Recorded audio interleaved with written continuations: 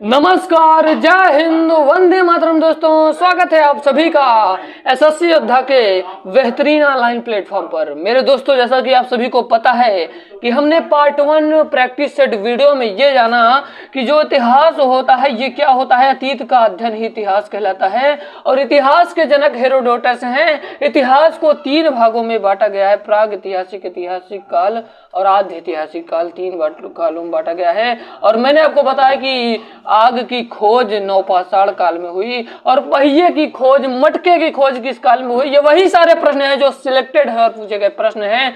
तो चलिए दोस्तों, बिना किसी देरी के हम पार्ट 2 वीडियो को शुरू करते हैं। मैंने 50 क्वेश्चनों को करवा दिया इतिहास का ऑलरेडी।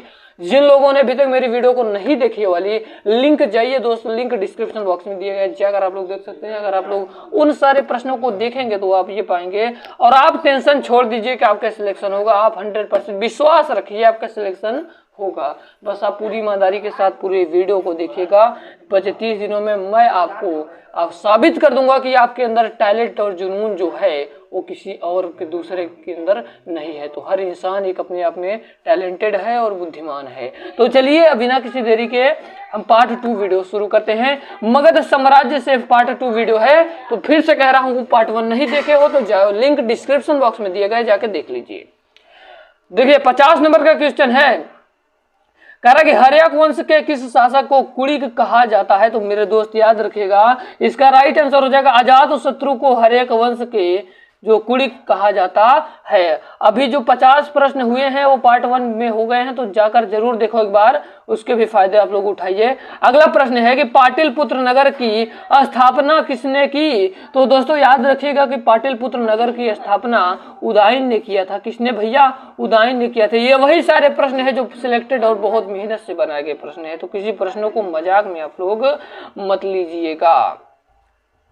अगला प्रश्न है कि निम्न में से किस शासक ने वैवाहिक संबंधों के आधार पर अपने साम्राज्य को स्थिरता प्रदान की। तो दोस्तों याद रखिएगा, इसका राइट आंसर हो जाएगा ऑप्शन नंबर ए वाला। बिंबिसार जो थे उन्होंने क्या किया था कि वैवाहिक संबंधों के आधार पर अपने साम्राज्य की स्थिरता प्रदान की। ऑप्शन नंबर ए वाला सही हो जाएगा। अगला प्रश्न है कि अवंती को मगध साम्राज्य में मिलाने का श्रेय किस शासक को है। तो दोस्तों याद रखिएगा, वो जो शासक है उनका नाम है शिशुनाग। ऑप्शन नंबर सी वाला से हो जाएगा। अवंती को मगध साम्राज्य में मिलाने का जो श्रेय है वो शिशुनाग जी का है। ऑप्शन नंबर सी वाला सही हो जाएगा। क्या आप लोगों को कोई दिक्कत हो रही है? अगर दिक्कत हो रही है तो एक बार कमेंट बॉक्स में कमेंट करना मत भूलिए। अगला प्रश्न है कि कालाशोक की राजधानी कहाँ थी। तो याद रखिएगा दोस्तों, इसे बड़ा इंपॉर्टेंट क्वेश्चन है। कालाशोक की जो राजधानी थी वो कौन सी थी भैया? इसका राइट आंसर हो जाएगा वैशाली थी। ऑप्शन नंबर ए वाला सही हो जाएगा। उम्मीद करता हूँ बताए गए सभी प्रश्नों को आप लोगों के डाउट और क्लियर हो रहेंगे। अगर आपको कोई भी दिक्कत लगती है तो कमेंट बॉक्स में कमेंट कर दीजिए, वरना टेलीग्राम पर जाकर अर्पित शर्मा के नाम से है, वहाँ पर आप लोग मैसेज कर सकते हैं। अब हम लोग चलते हैं अपने 55 नंबर के क्वेश्चन को। दोस्तों हमारा 55 नंबर का प्रश्न है कि निम्न में से किस शासक को सौर छत्रांत तक अर्थात क्षत्रियों का नाश करने वाला कहा गया। तो दोस्तों याद रखिएगा, इसका राइट आंसर भी हो जाएगा ऑप्शन नंबर बी वाला। किसको भैया?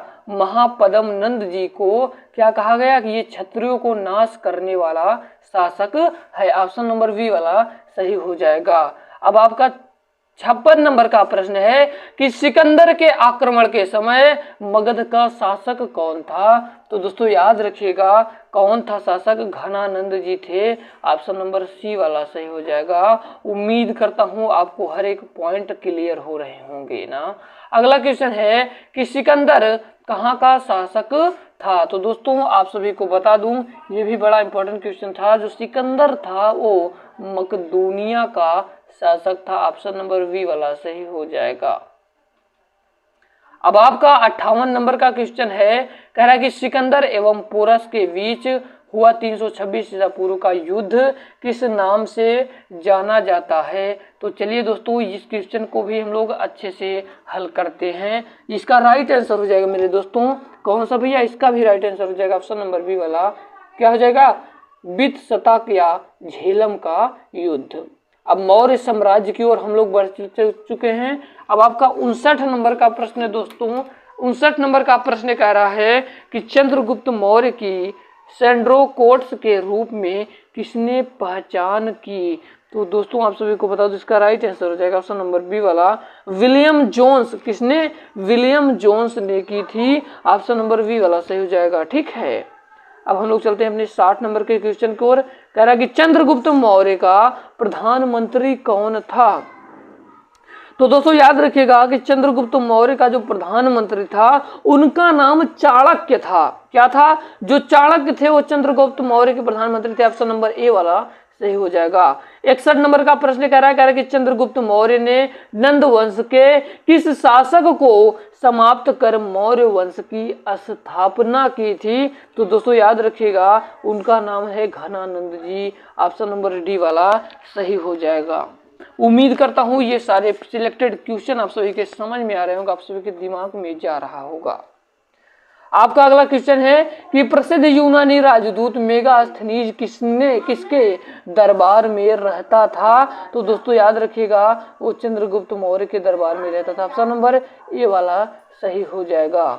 अब आपका 63 नंबर का क्वेश्चन है, कह रहा है कि कौटिल्य की विश्व प्रसिद्ध रचना है तो कौन सी रचना है? अर्थशास्त्र है। ऑप्शन नंबर बी वाला सही हो जाएगा, बी वाला। ठीक है, इंडिका किसकी रचना है? ये भी बड़ा इंपॉर्टेंट क्वेश्चन है और बहुत बार परीक्षाओं में पूछा गया प्रश्न है। तो जो इंडिका किसकी रचना है याद रखिएगा, ये मेगास्थनीज जी की रचना है। ऑप्शन नंबर सी वाला सही हो जाएगा। 65 नंबर का क्वेश्चन है, कह रहा है कि निम्न में से कौन सा कथन असत्य है? ऑप्शन ए है कौटिल्य का दूसरा नाम विष्णुगुप्त या चाणक्य है। ये बात बिल्कुल सही है, परंतु कथन में कौन सा असत्य है ये पूछा गया है।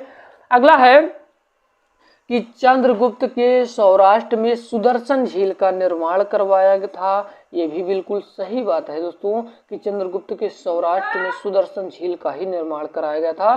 सी नंबर का है कि चंद्रगुप्त मौर्य ने अपने अंतिम समय में जैन धर्म की दीक्षा ले श्रवण बेलगोला में प्राप्त प्राण त्याग दिया। ये भी बात बिल्कुल सही है। और चौथा नंबर का है भैया कि उपरोक्त में से कोई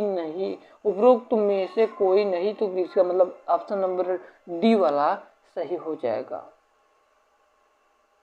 अब आपका 66 नंबर का प्रश्न देखते हैं दोस्तों कि 66 नंबर का प्रश्न क्या कह रहा है। कह रहा है कि यूनानियों ने किसे अमित्रोचेट्स कहा है? तो दोस्तों याद रखिएगा इसका राइट आंसर हो जाएगा ऑप्शन नंबर सी वाला, बिंदुसार जी को यूनानियों ने क्या कहा है? अमित्रोचेट्स कहा है। अब आपका 66 नंबर का प्रश्न है कि मौर्य शासक अशोक ने कलिंग पर कब आक्रमण किया था? तो दोस्तों याद रखिएगा जो मौर्य शासक ने अशोक जो थे उन्होंने कलिंग पर आक्रमण 261 ईसा पूर्व में किया था। ऑप्शन नंबर बी वाला सही हो जाएगा। अब आपका अगला क्वेश्चन है, कह रहा है कि अशोक के शिलालेख को सर्वप्रथम किसने पढ़ा? तो दोस्तों याद रखिएगा अशोक के शिलालेख को सर्वप्रथम जो व्यक्ति पढ़े थे उनका नाम था James Prinsep. Option number D वाला सही हो जाएगा। 69 नंबर का प्रश्न है कि अशोक के किस शिलालेख में उसकी कलिंग विजय का वर्णन है? तो दोस्तों याद रखिएगा 13वें अभिलेख में। ऑप्शन नंबर डी वाला सही हो जाएगा। अब आपका 70 नंबर का क्वेश्चन है, कह रहा है कि निम्न में से किस लघु शिलालेख में अशोक का बुद्ध शाक्य एवं अशोक नाम मिलता है? तो दोस्तों याद रखिएगा वो मास्की है। Correct answer option number B वाला हो जाएगा। क्या आपको कोई डाउट तो नहीं? अगर डाउट है तो कमेंट बॉक्स में कमेंट करिए। अगला क्वेश्चन है कि अशोक का कौन सा अभिलेख दो भाषाओं जैसे ग्रीक अरामेइक में प्राप्त होता है? तो दोस्तों याद रखिएगा इसका राइट आंसर हो जाएगा ऑप्शन नंबर ए वाला, सरेकुना। अब आपका 72 नंबर का क्वेश्चन है कि सांची के स्तूप का निर्माण किसने कराया था? तो सांची के स्तूप का निर्माण अशोक ने कराया था। ऑप्शन नंबर सी वाला सही हो जाएगा। अब आपका अगला क्वेश्चन है कि मेगास्थनीज ने भारतीय साम्राज्य का वर्गीकरण कितने भागों में किया है? तो दोस्तों याद रखिएगा इसका राइट आंसर हो जाएगा 7 भागों में किया है। ऑप्शन नंबर डी वाला सही हो जाएगा। 74 नंबर का क्वेश्चन है, कह रहा है कि किस मौर्य शासक ने धम्म का प्रतिपादन किया था? तो दोस्तों याद रखिएगा, जो धम्म का प्रतिपादन किया था उनका नाम था अशोक। ऑप्शन नंबर बी वाला सही हो जाएगा। अगर आपको कोई डाउट लगे तो आप टेलीग्राम पर फाइनली मैसेज कर सकते हो। अगला क्वेश्चन है कि निम्न में से कौन सा कथन असत्य है? तो इसका कौन सा कथन असत्य है आप सभी को बता दूं, ये तीनों कथन सत्य है, इसका मतलब ये राइट आंसर है, इसका मतलब चौथा वाला सही हो जाएगा, उपरोक्त में से कोई नहीं। 76 नंबर का क्वेश्चन है कि मौर्य काल में विष्टि किसे कहा जाता है? ऑप्शन है धार्मिक कर को, सिंचाई कर को, निःशुल्क श्रम को, भू राजस्व को। तो दोस्तों याद रखिएगा, इसका राइट आंसर हो जाएगा निःशुल्क श्रम को ही मौर्य काल में विष्टि कहा जाता है। निम्नलिखित में से किस शासक ने अश्वमेघ यज्ञ कराया था? तो दोस्तों याद रखिएगा, पुष्यमित्र शुंग ने। ऑप्शन नंबर सी वाला से हो जाएगा।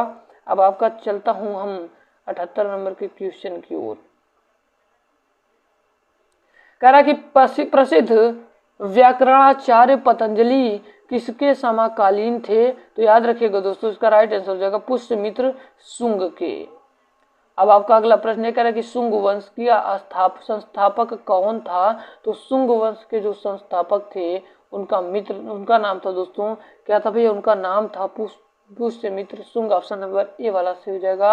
अगला क्वेश्चन है कि भूमिदान का सर्वप्रथम उल्लेख किस राजवंश के समय का प्राप्त होता है? तो दोस्तों याद रखिएगा, वो सातवाहन के समय में। 81 नंबर का प्रश्न है कि शीशे के सिक्के किस राजवंश के शासक ने चलाए थे? तो दोस्तों याद रखिएगा, सातवाहन ने चलाया था। अगला क्वेश्चन है कि भारत में सबसे पहले किस वंश के शासकों ने सोने के सिक्के चलाए? तो दोस्तों याद रखिएगा, इंडो ग्रीक। कौन से भैया? इंडो ग्रीक ने। ऑप्शन नंबर ए वाला सही हो जाएगा। अगला क्वेश्चन है, कह रहा है कि किस राजा ने क्या करा भैया? किस राजा ने शासन काल में ईसाई धर्म प्रचारक सेंट थॉमस भारत आया? तो दोस्तों याद रखिएगा, इसका राइट आंसर हो जाएगा ऑप्शन नंबर सी वाला। क्या भैया? गोंदो फर्निस। ऑप्शन नंबर सी वाला से हो जाएगा। अब हम लोग चलते हैं गुप्त साम्राज्य से। कह रहा है कि गुप्त वंश का संस्थापक कौन था? तो दोस्तों याद रखिएगा, इसका राइट आंसर हो जाएगा कौन भैया? कौन हो जाएगा? इसका राइट आंसर हो जाएगा ऑप्शन नंबर सी वाला, श्रीगुप्त था। ठीक है, अब हम लोग चलते हैं अपने 85 नंबर के क्वेश्चन की ओर। अब आपका 85 नंबर का प्रश्न कह रहा है गुप्त वंश के किस शासक ने सर्वप्रथम महाराजा धीराज की उपाधि धारण की? तो दोस्तों याद रखिएगा, उनका नाम है चंद्रगुप्त प्रथम। गुप्त वंश के किस शासक ने सर्वप्रथम महाराज धीराज की उपाधि धारण की? ऑप्शन नंबर सी सही हो जाएगा। अब आपका 86 नंबर का क्वेश्चन है, कह रहा है कि किस गुप्त शासक को कविराज कहा गया? तो याद रखिएगा, समुद्रगुप्त को कहा गया। अब आपका अगला क्वेश्चन है, कह रहा है कि किस गुप्त शासक को भारत का नेपोलियन कहा जाता है? तो दोस्तों याद रखिएगा, इसका राइट आंसर हो जाएगा समुद्रगुप्त को। ऑप्शन नंबर बी वाला सही हो जाएगा। 88 नंबर का क्वेश्चन है कि श्रीलंका के राजा मेघवर्मन ने किस गुप्त शासक से भगवान बुद्ध का मंदिर बनवाने की अनुमति मांगी थी? तो दोस्तों याद रखिएगा, समुद्रगुप्त थे। 79 नंबर का क्वेश्चन है, कह रहा है कि चीनी यात्री फहान किसके शासन काल में भारत आया था? तो दोस्तों याद रखिएगा, इसका राइट आंसर हो जाएगा ऑप्शन नंबर सी, चंद्रगुप्त द्वितीय के।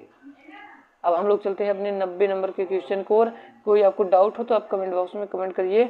अगला क्वेश्चन है कि चंद्रगुप्त विक्रमादित्य ने किस उपलक्ष्य में चांदी के सिक्के जारी किए थे? दोस्तों याद रखिएगा, किसके शकों को पराजित करने पर ही चंद्रगुप्त विक्रमादित्य ने दोस्तों चांदी के सिक्के जारी किए। ऑप्शन नंबर डी वाला सही हो जाएगा। गुप्तकालीन नवरत्न किस शासक के दरबार में थे? तो दोस्तों याद रखिएगा, इसका राइट आंसर हो जाएगा ऑप्शन नंबर डी वाला, चंद्रगुप्त द्वितीय। अगला क्वेश्चन, निम्नलिखित में से कौन सा कथन असत्य है? तो दोस्तों याद रखिएगा, इसका राइट आंसर हो जाएगा ऑप्शन नंबर डी वाला, उपरोक्त सभी, क्योंकि ये भी सही है, ये भी सही है, ये भी सही है। 93 नंबर का क्वेश्चन कह रहा है कि गुप्तकालीन स्वर्ण सिक्कों को क्या कहा जाता था? तो दोस्तों याद रखिएगा, इसका राइट आंसर हो जाएगा दिनार कहा जाता था। ऑप्शन नंबर ए वाला सही हो जाएगा। अगला क्वेश्चन है कि मंदिर निर्माण की कला का जन्म सर्वप्रथम कब हुआ? तो दोस्तों याद रखिएगा, गुप्त काल में। ऑप्शन नंबर बी वाला सही हो जाएगा। 95 नंबर का प्रश्न है कि गुप्त स्थापत्य कला का सर्वोत्कृष्ट नमूना है, तो क्या है? देवगढ़ का दशावतार मंदिर। ऑप्शन नंबर ए वाला सही हो जाएगा। सर्वाधिक सोने के सिक्के किस काल में चलाए गए? तो दोस्तों याद रखिएगा, इसका राइट आंसर हो जाएगा ऑप्शन नंबर ए वाला, गुप्त काल में। अगला क्वेश्चन है कि हर्षवर्धन की राजधानी थी, तो हर्षवर्धन की राजधानी थी कन्नौज थी। ऑप्शन नंबर डी वाला सही हो जाएगा। 98 नंबर का क्वेश्चन है कि चीनी यानी हेन सांग किसके शासनकाल में भारत आया था? तो दोस्तों इसका राइट आंसर हो जाएगा ऑप्शन नंबर सी वाला, हर्षवर्धन। अगला क्वेश्चन है कि प्रयाग प्रशस्ति की रचना किसने की थी? तो दोस्तों याद रखिएगा, इसका राइट आंसर हो जाएगा हरिशेन ने की थी। आज का लास्ट क्वेश्चन है, हर्षवर्धन को नर्मदा नदी के तट पर किस शासक ने हराया था? तो हर्षवर्धन को हराने वाले शासक का नाम था पुलकेशी द्वितीय। मैं जितनी मेहनत किया इस वीडियो के अंदर, उतना रिस्पांस आप लोगों को दिखाना चाहिए दोस्तों, क्योंकि इस वीडियो में बहुत मेहनत लगा है। पीडीएफ बहुत बेहतरीन ढंग से बनाया गया, बहुत ईमानदारी से बनाया गया है और सारे सिलेक्टेड क्वेश्चन हैं। तो अपने दोस्तों के साथ जरूर शेयर करिएगा, क्योंकि लोगों का भला होने से भी आपका भला होगा। उम्मीद करता हूँ ये वीडियो, ये कंटेंट आपको पसंद आए। अगर पसंद आई हो तो एक बार कमेंट बॉक्स में कमेंट करना मत भूलिएगा। मिलते किसी नए वीडियो में किसी नए टॉपिक के साथ। तब तक के लिए जय हिंद, वंदे मातरम। विदा लेते हैं आप लोगों से। जय हिंद, जय भारत।